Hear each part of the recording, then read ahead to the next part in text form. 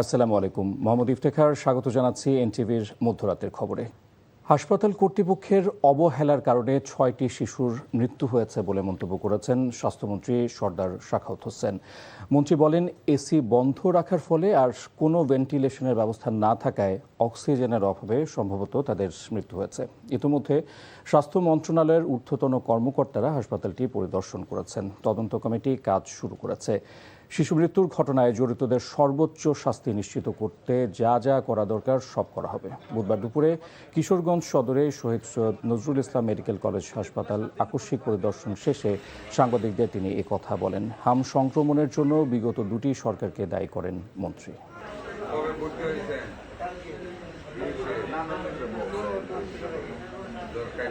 তবে খুবই দুঃখের সাথে বলি, তাদের অবহেলার কারণে আমাদের ৬টা প্রাণ চলে গিয়েছে। একজন মা যে নিউমোনিয়া রোগী, আমার মনে হয় নট শিওর, একটা মা তার গরম লাগতেছে বলতে সেটা বন্ধ করে বাড়িতে আমাদের সংস্পর্শ আছে ভিতরে সাপোর্ট দেওয়ার জন্য, সেখানে এসিটা বন্ধ করতে বিকাল ৪টা পর্যন্ত এসিটা পরে চালু করেনি। দেশবাসীকে পবিত্র ঈদুল আজহার শুভেচ্ছা জানিয়েছেন প্রধানমন্ত্রী তারেক রহমান। এক ভিডিও বার্তায় তিনি বলেন, শুধু পশু জবাই নয়, লোভ, লালসা, হিংসা ও মনের পশুত্বকে পরাভূত করার মধ্যেই নিহিত রয়েছে কুরবানির মাহাত্ম্য। দল, মত, ধর্ম, বর্ণ নির্বিশেষে দেশবাসীকে পবিত্র ঈদের শুভেচ্ছা জানাই। ঈদ মোবারক। কোরবানি শুধু পশু জবাই নয়, বরং লোভ, লালসা, হিংসা, বিদ্বেষ আর মনের পশুত্বকে পরাভূত করার দীক্ষা গ্রহণের মধ্যেই নিহিত রয়েছে কোরবানির মাহাত্ম্য ও তাৎপর্য। পবিত্র ঈদে কায়মনোবাক্যে আল্লাহর দরবারে প্রার্থনা, তিনি যেন আমাদের মাতৃভূমিসহ সমগ্র মুসলিম বিশ্ব ও মানব জাতির জন্য শান্তি, নিরাপত্তা ও স্থিতিশীলতা দান করেন। আজ পবিত্র ঈদুল আজহা। এই উপলক্ষে রাজধানীর বিভিন্ন ঈদগাহ ও মসজিদে একাধিক জামাতের আয়োজন করা হয়েছে। জাতীয় ঈদগাহ মাঠে প্রধান জামাত অনুষ্ঠিত হবে সকাল 7:30। ঈদের প্রধান জামাত আয়োজনের জন্য রাজধানীর হাইকোর্ট সংলগ্ন জাতীয় ঈদগাহ ময়দান প্রস্তুত করা হয়েছে। সেখানে রাষ্ট্রপতি, প্রধানমন্ত্রী, বিচারপতি, কূটনীতিক ও রাজনৈতিক নেতারা সহ বিভিন্ন শ্রেণী পেশার মানুষ ঈদের জামাতে অংশ নেবেন। এ উপলক্ষে নেওয়া হয়েছে বিশেষ নিরাপত্তা ব্যবস্থা। জাতীয় মসজিদ বায়তুল মোকাররমের খতিব মুফতি মোহাম্মদ আব্দুল মালিক জাতীয় ঈদগাহের প্রধান জামাতে ইমামতি করবেন।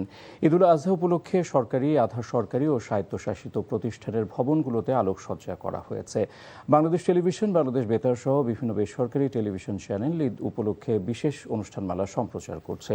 এছাড়া হাসপাতাল, কারাগার, এতিমখানা ও শিশু সদনে পরিবেশন করা হবে বিশেষ খাবার। আবহাওয়া প্রতিকূল হলে জাতীয় মসজিদ বায়তুল মোকাররমের সকাল 8টায় প্রধান জামাত অনুষ্ঠিত হবে। ইসলামিক ফাউন্ডেশন থেকে জানানো হয়েছে, জাতীয় মসজিদ বায়তুল মোকাররমে এবার 5টি ঈদের জামাত অনুষ্ঠিত হবে। এছাড়া ঢাকা বিশ্ববিদ্যালয়ের কেন্দ্রীয় মসজিদে ঈদের 2টি জামাত হবে।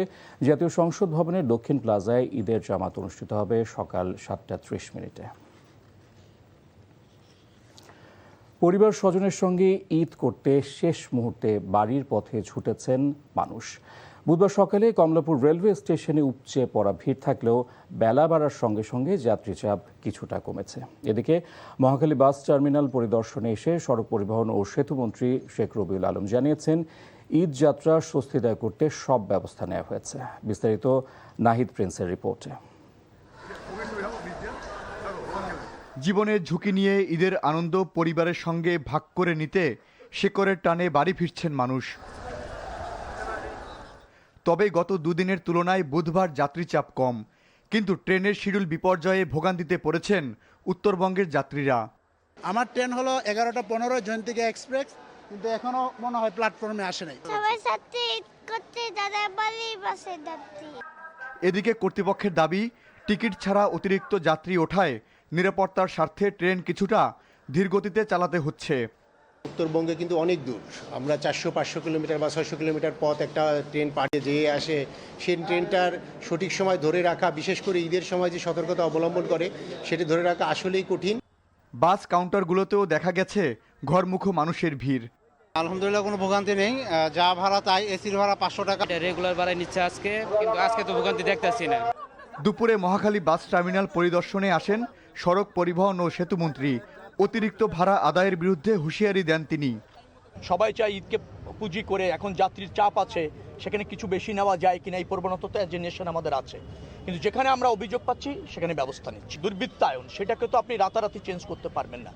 শত ভোগান্তি, শিডিউল বিপর্যয় আর পথের ক্লান্তি শেষে ট্রেন কিংবা বাসের ইঞ্জিন যখনই সচল হচ্ছে তখনই যাত্রীদের চোখে মুখে ফুটে উঠছে স্বস্তির হাসি।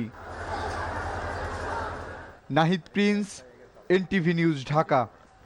এদিকে সৌদি আরব সহ মধ্যপ্রাচ্যের দেশগুলোর সঙ্গে মিল রেখে বুধবার চাঁদপুরের অর্ধ শতাধিক গ্রামে পবিত্র ঈদুল আজহা উদযাপিত হয়েছে। সকাল থেকে জেলার বিভিন্ন এলাকায় ঈদের আনন্দ উৎসবের আমেজ ছড়িয়ে পড়ে। চাঁদপুরের হাজীগঞ্জ উপজেলার ঐতিহ্যবাহী সাদরা দরবার শরীফকে কেন্দ্র করে আগাম ঈদ উদযাপন হয়। প্রতি বছরের মতো এবারও জেলার ফরিদগঞ্জ, মতলব, শাহরাস্তি সহ বিভিন্ন উপজেলার অর্ধ শতাধিক গ্রামে আগাম ঈদ উদযাপিত হয়েছে।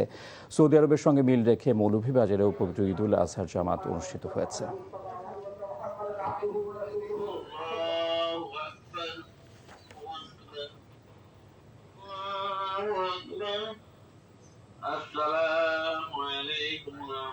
এক কোটি পিস কাঁচা চামড়া সংগ্রহের লক্ষ্য নিয়ে প্রস্তুত সাভার চামড়া শিল্পনগরী। শিল্পনগরীর 143টি কারখানায় চলছে বিরামহীন প্রস্তুতি। চামড়া সংরক্ষণে লবণ, সাদা চুন সহ প্রয়োজনীয় দ্রব্য এবং জায়গা ধুয়ে মুছে পরিষ্কার করছেন কর্মীরা। এজন্য নিয়োগ দেওয়া হয়েছে অতিরিক্ত মৌসুমী কর্মী। এছাড়া ময়লা আবর্জনা যাতে দ্রুত বর্জ্য পরিশোধনাগারে পাঠানো যায় তা নিশ্চিত করতে সংস্কার করা হয়েছে ড্রেনেজ ব্যবস্থা। অন্যদিকে প্রায় 12 লাখ পিস কাঁচা চামড়া সংগ্রহের লক্ষ্য নিয়ে সকল প্রস্তুতি সম্পন্ন করেছেন দেশের দ্বিতীয় বৃহত্তম কাঁচা চামড়ার মোকাম নাটোরের চক বৈদ্যনাথের ব্যবসায়ীরা। আর এই ছিল মধ্যরাতের খবর। এই খবরের ভিডিও সহ আপডেট জানতে ভিজিট করুন এনটিভি অনলাইন www.ntv.com। এছাড়াও এনটিভি জনপ্রিয় সব অনুষ্ঠান ও খবরের আপডেট জানতে ভিজিট করুন আমাদের ইউটিউব ও ভেরিফাইড ফেসবুক পেজ। ধন্যবাদ সবাইকে, শুভরাত্রি।